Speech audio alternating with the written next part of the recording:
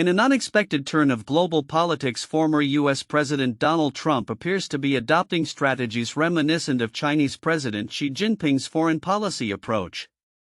This development, highlighted in a recent article by The Economist, raises significant questions about the implications for U.S. China relations and the broader geopolitical landscape, particularly in the volatile Middle East. China's foreign policy has often been characterized by a transactional and cautious approach, particularly in regions far from its immediate borders. While it exhibits a dominant stance in its own backyard, Beijing's dealings in the Middle East have traditionally been driven by economic interests rather than ideological commitments. This strategy has positioned China as a middle power alongside the likes of Turkey and the United Arab Emirates, focusing on securing advantageous business deals rather than engaging in military interventions. Recent remarks from Trump suggest he is now echoing this transactional diplomacy. Snap, he proclaimed, insinuating that the U.S. should take a page from China's playbook by refraining from interventions that have historically led to prolonged conflicts and instability. This shift could signal a departure from the more interventionist policies of previous administrations, which often viewed U.S. presence in the Middle East as a stabilizing force. China has been vocal in attributing the turmoil in the Middle East to U.S. interventions, a narrative that has resonated with various global audiences. Trump's pivot to a similar narrative could further complicate U.S. standing in the region and alter its strategies regarding foreign military engagements. By aligning with aspects of Xi's foreign policy, Trump risks undermining decades of U.S. foreign policy that have positioned America as a global leader and a champion of democratic values. Moreover, the potential implications of this shift extend beyond rhetoric. Analysts suggest that if Trump were to regain a significant political platform, the U.S. could see a substantial recalibration of its approach to foreign policy, particularly if it leans toward a more isolationist stance reminiscent of China's. With China's military modernization and strategic assertions in the Taiwan Strait and beyond, any perceived withdrawal of U.S. influence could embolden Beijing to assert itself more aggressively. In parallel, as China ramps up its military capabilities, especially concerning Taiwan, the stakes are increasingly high. The Chinese military's preparations for potential conflict by 2027 have raised alarms among U.S. defense analysts, who emphasize the need for a cohesive strategy that integrates homeland defense with Indo-Pacific security. The risk of a misstep during this pivotal period could lead to serious consequences for both nations. The ongoing shift in political rhetoric and military strategy highlights the necessity for both China and the U.S. to engage in dialogues aimed at maintaining stability and preventing escalation. As the geopolitical chess game continues, the world watches closely to see how these developments unfold, particularly how they might reshape the dynamics of U.S.-China relations and influence the future of international diplomacy.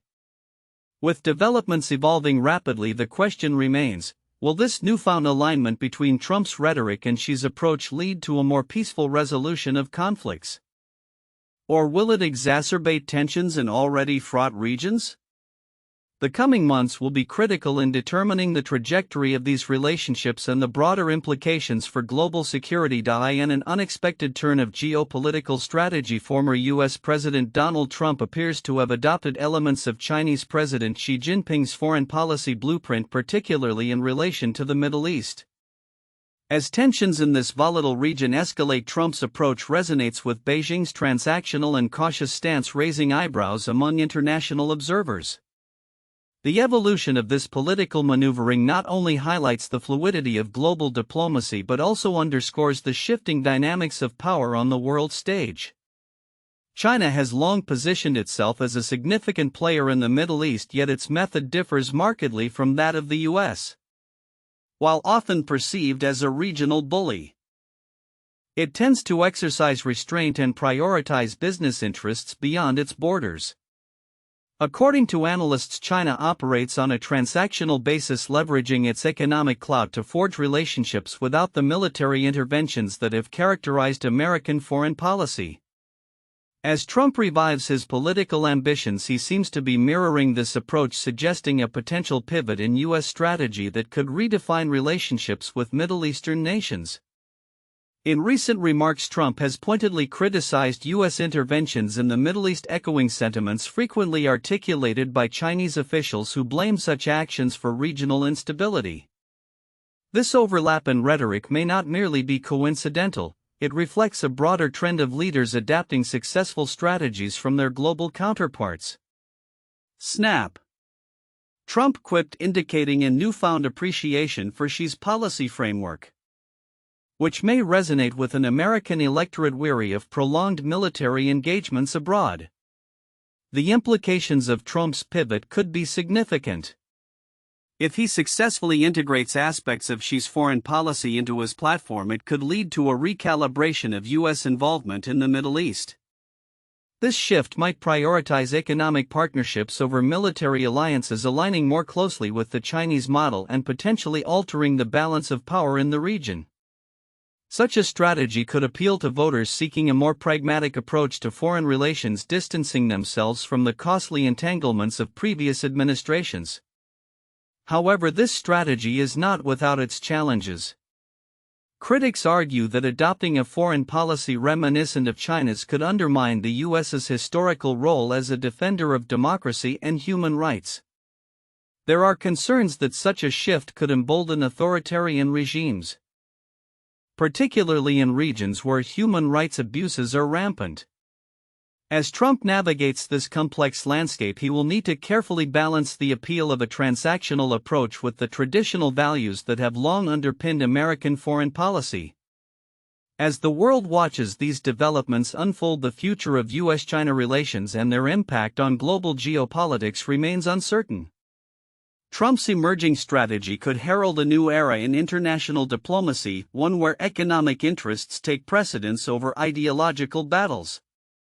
Whether this approach will resonate with American voters and translate into a sustainable foreign policy remains to be seen, but it is clear that the interplay between Washington and Beijing will be a defining feature of the coming years. In a significant diplomatic move, the Association of Southeast Asian Nations (ASEAN) convened its inaugural summit with China and the Gulf Cooperation Council (GCC) in Kuala Lumpur on May 27, 2025. This gathering occurred against a backdrop of escalating trade tensions stemming from U.S. tariffs, positioning the three parties to explore economic collaboration as a countermeasure.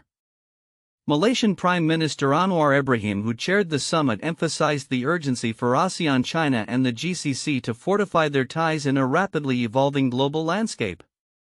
Chinese Premier Li Chang, addressing the assembly, articulated a vision for enhanced cooperation, highlighting the potential to establish a vibrant economic circle through increased exchanges.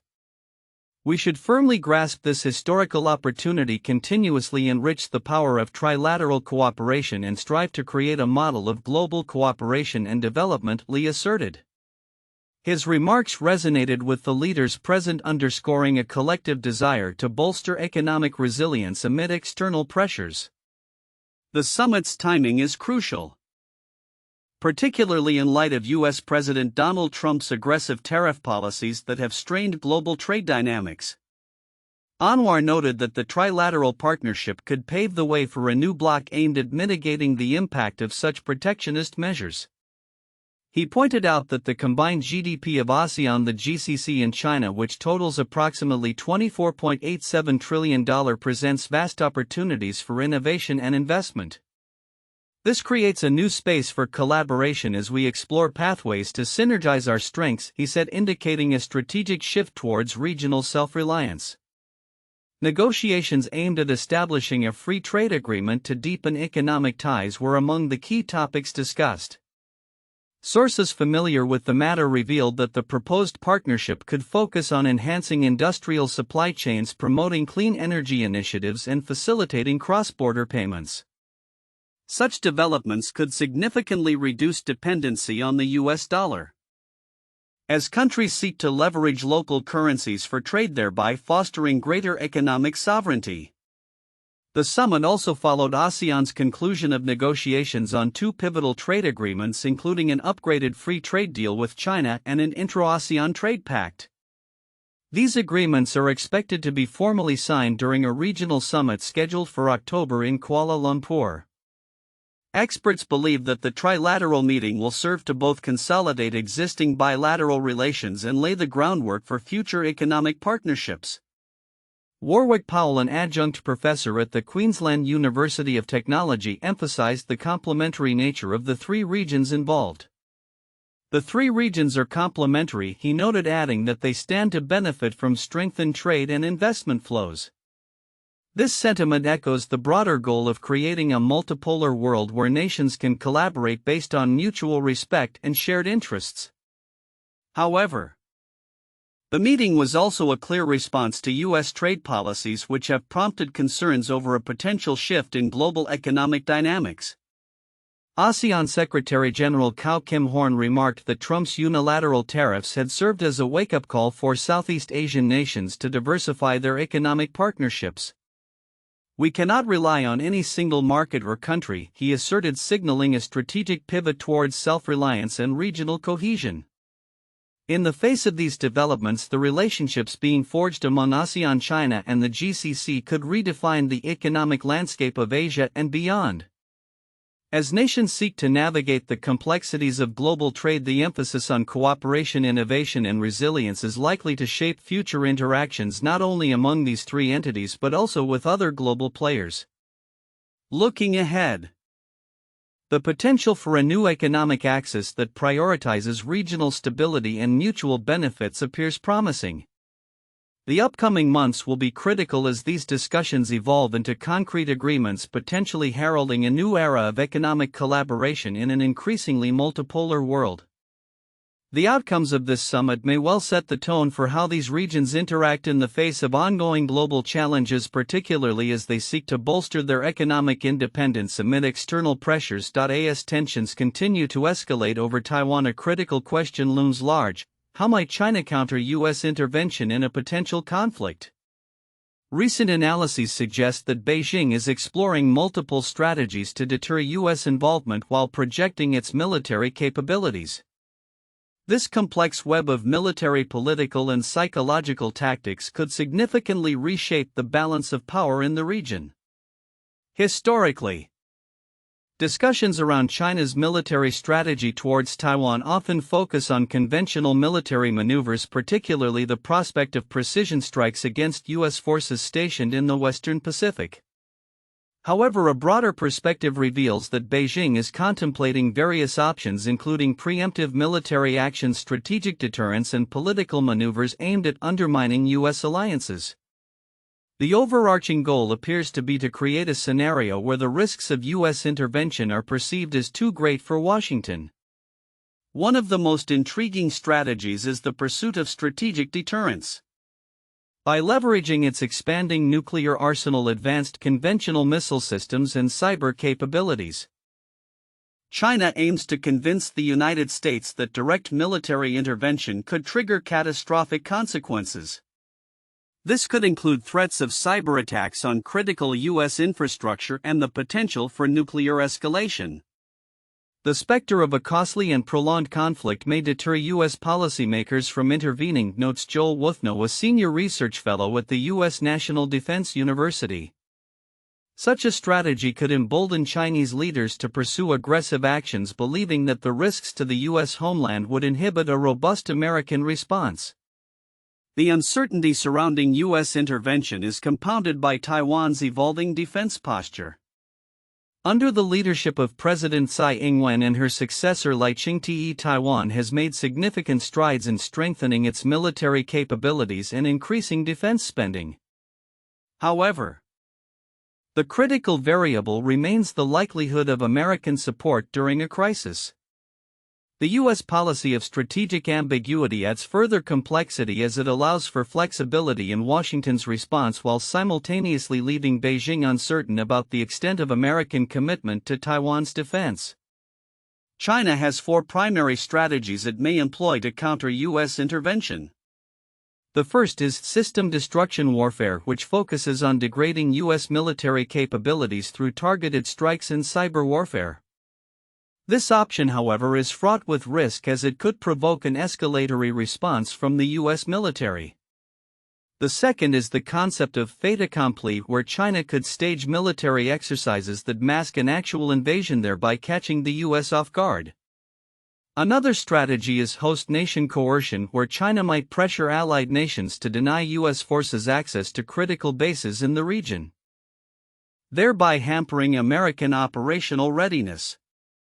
Lastly, China may continue to enhance its strategic deterrence capabilities, signaling resolve through its military modernization efforts, including an increased nuclear arsenal and advanced conventional systems.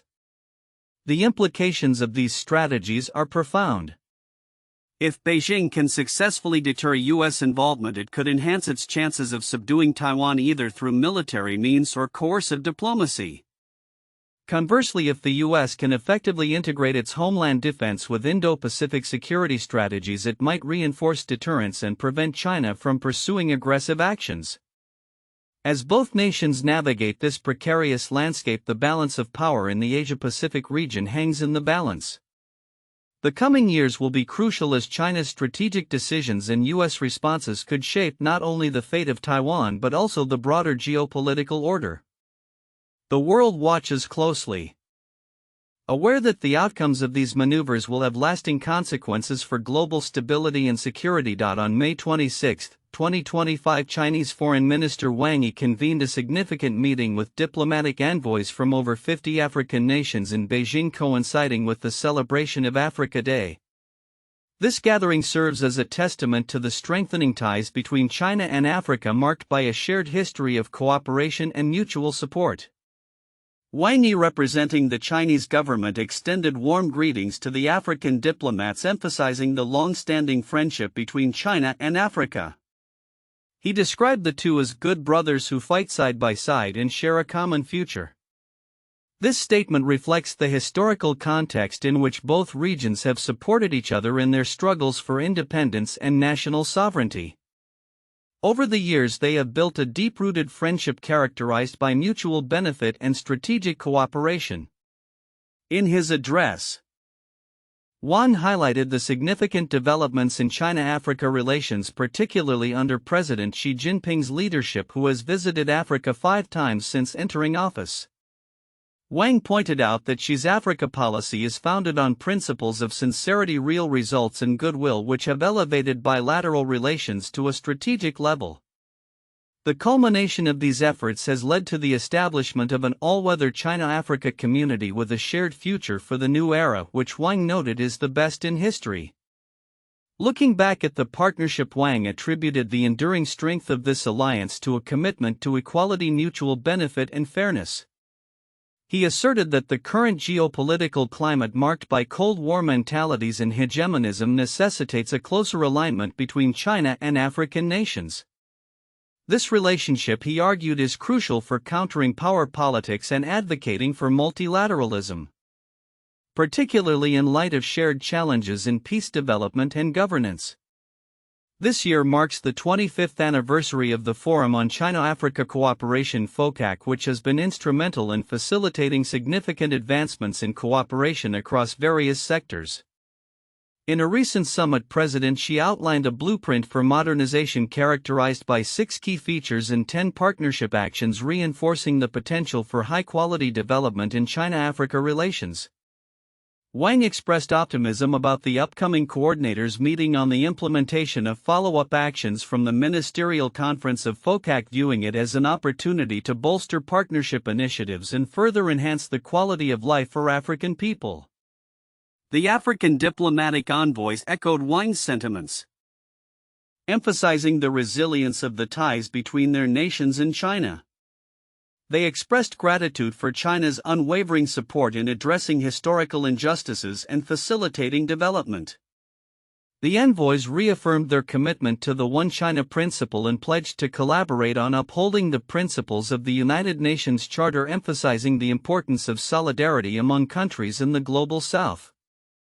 As Africa Day celebrations concluded, the meeting underscored the importance of China-Africa cooperation in navigating the complexities of the modern world. The mutual aspirations for development and shared values continue to unite the two regions.